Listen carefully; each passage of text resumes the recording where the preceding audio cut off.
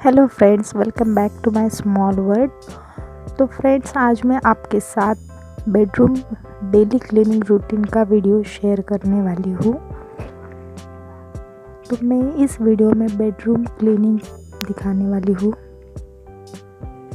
तो फ्रेंड्स, मैं डेली में ज़्यादा कुछ करती नहीं हूँ क्योंकि मेरा छोटा बेबी है। तो मैं डेली सिर्फ रूम ऑर्गेनाइज करती हूँ, झाड़ू लगाती हूँ, पोछा लगाती हूँ और डस्टिंग कर लेती हूँ। तो यही है मेरा daily cleaning routine, bedroom daily cleaning routine.